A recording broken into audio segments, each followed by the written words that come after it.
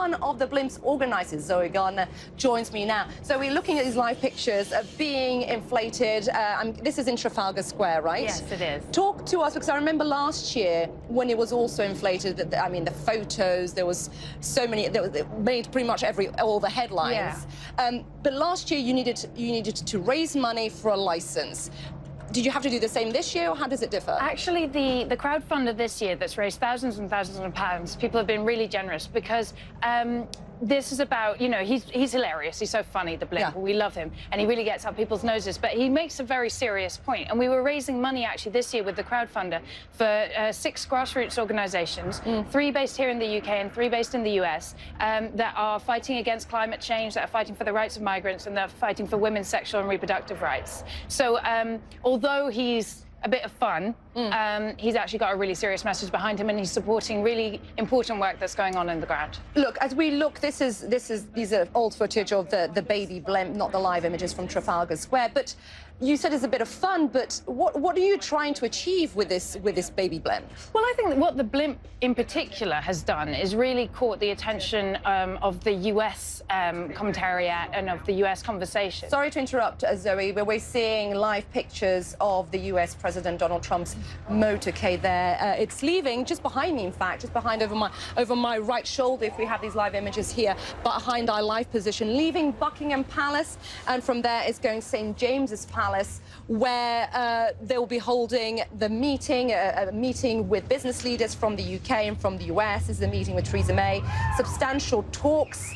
Many issues that have been discussed, we've heard today. This is President Trump's first official engagement, but we're seeing President Trump's motorcade just passing our live shot position here, making its way to St. James's Palace for that second day where it goes from pomp to politics with Theresa May, as well as other business leaders from the UK and the United States. Expect Theresa May to talk perhaps about climate change, Huawei, and potentially even Iran. So going up the mall there, looking at those live images, it's going to be a busy day for President Trump. A lot to be discussed on the question of perhaps trade deal, the UK wanting assurances there of what a trade deal with the US would look like. And at the moment, he won't come face to face with that baby blimp, because that baby blimp hasn't yet been inflated.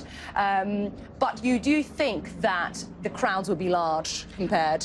Yes, well, we think that thousands and thousands of people are going to come out. We don't know if as many will manage as last year, because obviously it's a Tuesday, and last year it was a Friday with you know, we had 2 weeks of stories about Trump caging children leading up to that, whereas this year we've had so much to do with our own European politics. So, but we do know from the polls that the support remains the same, that people in the country really, really dislike Trump and really are just outraged at his policies, you know, stripping citizenship rights from the children of gay couples, the adopted children of gay couples. That kind of thing really doesn't sit well with anyone in the British public. You know, across the political spectrum, we're very unhappy to see our government lay out the red carpet, give him all these honours. It doesn't seem right to us at all, and we're very opposed to that type of politics of bigotry. And today we're expecting to hear from these protests taking place across London, central London, starting Trafalgar Square, I believe, to hear from Jeremy Corbyn, the leader of the opposition. He's expected to speak. Jeremy Corbyn and take is part going in to these speak, protests. and so are members from all the other opposition parties. Actually,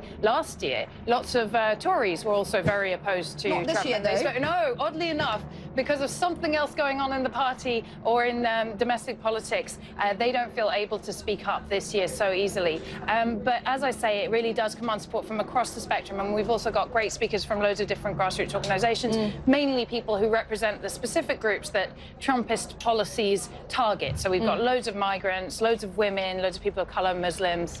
And I also saw there's also handmaids versus Trump. There's handmaids versus Trump. We've got a chlorinated chicken block where we've got people in full chicken suits. Right. And this, of course, for our viewers, is the fact that over the weekend we heard from the US ambassador here in the UK basically saying when it comes to trade talks, potentially NHS will be on the table, also agriculture and this idea of lower standards when it comes to chlorinated chicken in the United States.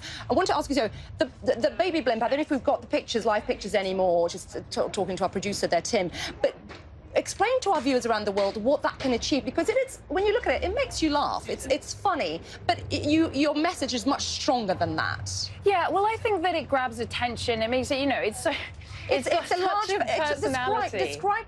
Describe. These are live pictures. They're still inflating. I'm guessing it takes a while to inflate something. It takes a few hours. How big is it? I'm not sure. It looks big when you're next to it. Well, you can see it, relative to the really, people there as it blows up.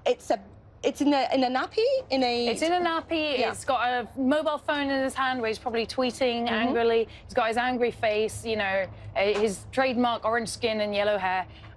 So it's political satire. It's childish. It's funny. And I think that on the one hand, we sort of need something like that to remind us that there's some fun in the one, that the protesting this is about celebrating our diversity and about, we call it a carnival of resistance. It's about a celebration. It's about coming together and showing that we are stronger than the hatred and the division and the bigotry. All of this hate that we've seen across Europe, we see it in the UK here too.